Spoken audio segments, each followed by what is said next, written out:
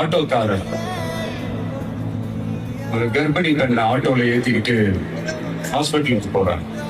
பெரிய மழை பெஞ்சுக்கிட்டு இருக்கு. அப்ப அவர்கிட்ட இருந்த அந்த கொடைய அந்த கர்ப்பிணி பெண்ணை கிட்ட கொடுத்துட்டு இதை எடுத்துக்கிட்டு போமா அப்படின்னு சொல்றாங்க. அப்ப அந்த பொண்ணு சொல்றாங்க, ஆனா இது எப்படி நான் உங்ககிட்ட நான் திருப்பி கொடுக்கறது?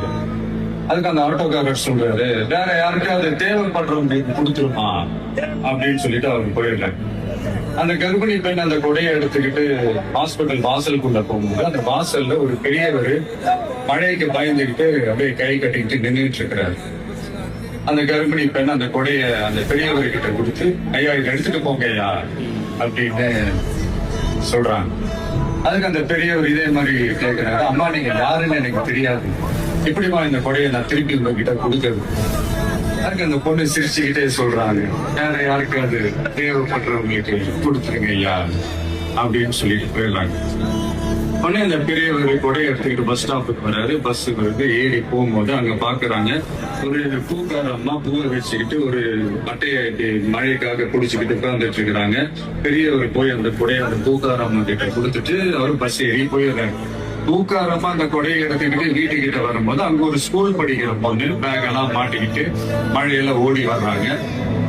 அவங்க போய் அந்த ஸ்கூல் பொண்ணு கிட்ட கொடையை கொடுத்துட்டு, மழையில நனையாதமா இதை எடுத்துக்கிட்டு போங்க அப்படின்னு சொல்றாங்க. அந்த பொண்ணு தேங்க்ஸ் அப்படின்னு சொல்லிட்டு வீட்டுக்கிட்ட வரும்போது அந்த பொண்ணோட அப்பா பதட்டத்தோட வாசல்ல நின்றுட்டு இருக்கிறாரு. பொண்ணு மழையில நனைஞ்சுக்கிட்டு வரணுமே அப்படின்ட்டு. அந்த அப்பா வேற யாரும் இல்ல, அந்த ஆட்டோக்காரர்.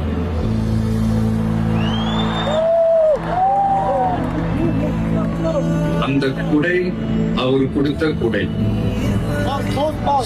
Moral of the story is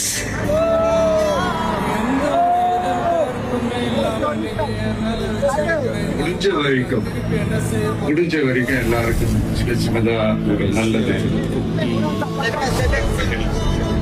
அது செஞ்சு இருந்து பாருங்க. லைஃப் ஒரு மாதிரி ஜாலியா இன்ட்ரெஸ்டிங்கா இருக்கும். ஒரு ஃபேமஸ் சேயிங் ஒண்ணு இருக்கு, வெள்ளத்துல தவிக்கிற ஒருத்தருக்கு நீங்க படகு கொடுத்தீங்கன்னா பாலைவனத்துல நீங்க தவிக்கிறப்போ ஒரு ஒட்டகமா வந்து நிற்கும்.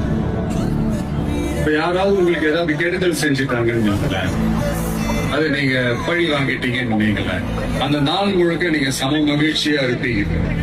எப்படி பார்த்தல எப்படி பழி வாங்கினேன். ஆனா அதே மனுஷனை மன்னிச்சு விட்டு பாருங்க, வாழ்நாள் முழுக்க நிம்மதியா இருக்கு. முறைதான் உன்னை பார்த்தால் அது வரமே, நினைத்தால் உன்னை